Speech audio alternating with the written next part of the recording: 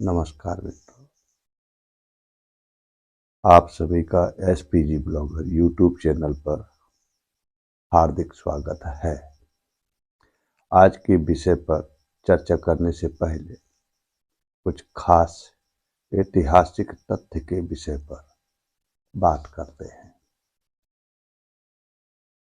गौड़ क्षत्रिय राजवंश अभिलेखों का अध्ययन करने व राववाद से वार्तालाप करने पर यह निष्कर्ष निकला कि संवत आदि चलते तो थे, लेकिन आम जनमानस तक उसकी जानकारी नहीं के बराबर थी। अतः अभिलेखों में पीढ़ी दर पीढ़ी की गणना का चलन था। काल क्रम मिलान करने के लिए 3 पीढ़ी को लगभग 100 वर्ष, 1 शताब्दी माना जाता रहा है। इस तरह से कालक्रम की गणना की जाती रही है। इसीलिए इतिहास के साथ अभिलेखों के मिलान में कुछ वर्षों का अंतर आ जाना स्वाभाविक हो जाता है। इस समस्या के समाधान के लिए भारतीय इतिहास के प्रमुख राजवंश व राजाओं के कालक्रम व समकालीन घटनाक्रम के आधार पर वास्तविक समय की गणना करने का प्रयास किया गया है। इसीलिए समकालिक घटना के आधार पर कालखंड का निर्धारण स्वतः ही हो जाता है। समकालिक घटनाएं वास्तविकता के काफी नजदीक प्रतीत होती हैं।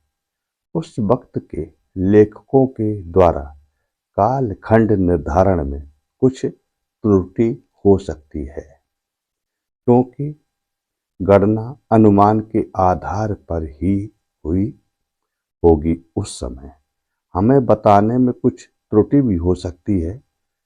इतिहास का विषय काफी शोध परख व विचार विमर्श का है। ऐसी भूलों के लिए हम क्षमा प्रार्थी हैं। आगे वीडियो शुरू करते हैं।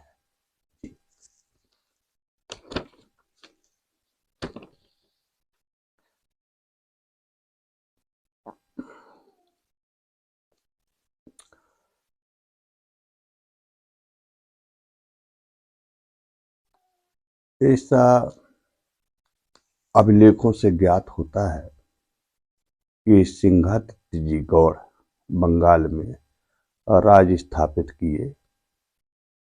उनकी 13वीं पीढ़ी में 7वीं सदी में सीताराम गौड़ की शाखा बंगाल से मारवाड़ राजस्थान पहुंची। उनकी 18वीं पीढ़ी में, मतलब 8वीं सदी के अंत में, बाहर देव जी कन्नौज परिहार सम्राट वत्सराज तथा नागभट्ट द्वितीय के पास पहुंचे व नार और कालपी का परगना जागीर में पाए। ऐसा पूर्व के वीडियो में पहले ही बतलाया जा चुका है। 19वीं पीढ़ी, मतलब 9वीं सदी के मध्य का समय, उसमें बाहर देव जी के ज्येष्ठ पुत्र पृथ्वी चंद देव जी ने नार की राजगद्दी संभाली। इस पर भी एक वीडियो पहले बनाया जा चुका है और आगे भी इनके विषय में कुछ जानकारी देने का प्रयत्न किया जा रहा है। गौड़ क्षत्रिय वंशावली अभिलेख में काफी खोजबीन करने पर निम्नलिखित उद्धरण प्राप्त होता है। बाहर देव जी की अगली पीढ़ी में पृथ्वी चंद्रजू देव हुए। सिंहादित्य की 19वीं पीढ़ी इनको माना जाता है, जिनको कन्नौज के राजा गोविंद सिंह राठौर की बहन ब्याही गई तथा 200 ग्राम दहेज में मिले, जिसका इलाका रसूलाबाद कानपुर देहात से लेकर कालपी उरई तक का था। ऐसा अभिलेख में प्राप्त होता है। राजा पृथ्वी देव जी के 2 पुत्र सिंहदेव जी व कानदेव जी अमेठी गए। इसका विवरण पहले ही वीडियो में दिया जा चुका है। अमेठी में जाकर के सिंहदेव जी और कानदेव जी ने वहां पर शिवपुर को अपनी राजधानी बनाया और आगे इसमें लिखा है कि सिंहदेव जी की 23वीं पीढ़ी मतलब सिंहादित्य जी की 23वीं पीढ़ी में राजा हरदेव हुए। उनके 7 पुत्र थे। ये पृथ्वीराज चौहान के समकालिक हुए थे, जिनके पुत्र राजा बच्छराज या वत्सराज भी उनको कहते हैं, अपने सभी भाइयों के साथ तीर्थ यात्रा करते हुए राजा पृथ्वीराज के सामंत बनकर दहिया राजपूत पृथ्वीराज चौहान के सामंत थे, लेकिन विद्रोह करके उस समय बागी हो गए थे। उनको परास्त किया तथा पृथ्वीराज चौहान के काका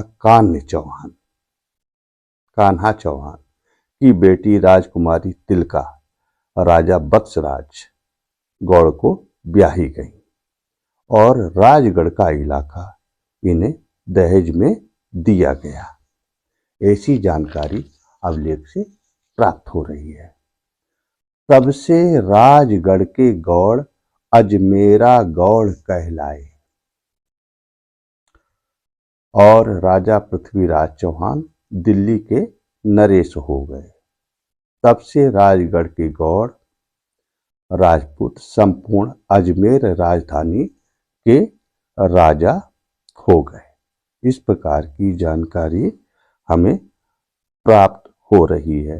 ये अजमेर क्षेत्र में जो गौड़ों को परगना मिले थे, उनमें केकड़ी, जुनिया, सरवाड़, देवलिया, मोठड़ी, मारोट आदि अजमेर के ये उस समय के परगने हुआ करते थे, जिनमें गौड़ छत्री बसा करते थे। अतः इससे सिद्ध होता है कि अजमेरा गौड़ भी बाहर देव जी के ही वंशज रहे हैं, जो पहले अमेठी में जाके अमेठिया गौड़ बने और फिर राजस्थान में अजमेर में आकर के अजमेरा गौड़ के नाम से इनको पुकारा गया। इसी तरह से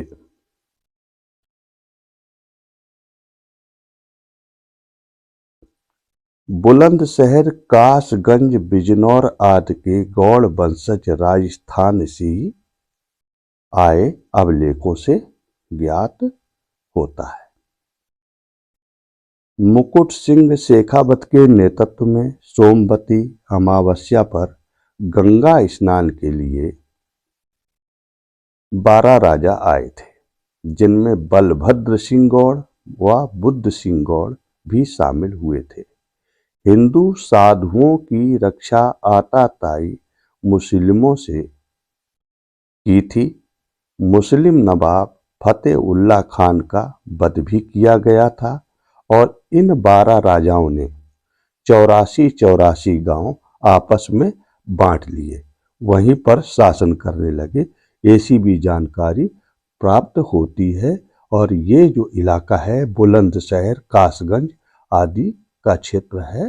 हो सकता है कि गौरहार जो क्षत्रिय हुए हैं वो इसी एरिया में निवास करते हो। इस प्रकार की जानकारी हमें अभिलेख से प्राप्त हो रही है।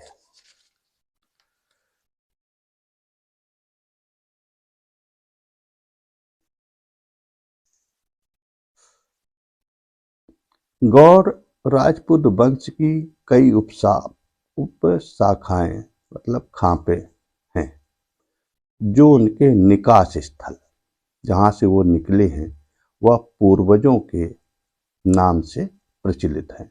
जैसे अजमेरा गौड़, मारोठिया गौड़, बल भद्रोत गौड़, बामन गौड़, चमर गौड़, गौड़हर, भट्ट गौड़, वैद्य गौड़, सुकेतु गौड़, पिपरिया गौड़, अमेरा जोत, किशनावत, चतुर्भुजोत, पथमनोत, बिबलौत, भाकर सिंघौत, भात सिंघौत, मनहर दास, मुरारी दासोत, लवड़ावत, विनय रावोत, उटाहिर, उनाय, केथरिया, केलवाणा, खगसैनी, जरैया, तूर, दुसेना, घोराणा, उदय दासोत, नागमाली, अजीत माली, बोदाना, सिलारा आदि खांपे हैं।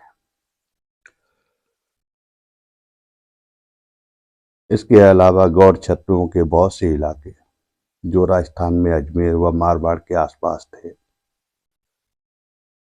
राठौरों ने बहुत से इलाके छीन भी लिए थे युद्धों के मार्फत। इस प्रकार की जानकारी हमें अभिलेखों से प्राप्त होती है। अतः मित्रों, आपको इस वीडियो में यदि जानकारी अच्छी लगी हो तो वीडियो को लाइक शेयर अवश्य करें और जो चैनल पर नए आए हैं वो सब्सक्राइब भी ज़रूर करें, जिससे नए वीडियो की अपडेट्स उन तक पहुंचती रहे। आगे के इतिहास के विषय में गौड़ क्षत्रिय वंशावली अभिलेख के संबंध में अगले वीडियो में बतलाया जाएगा। मित्रों, नमस्कार, धन्यवाद।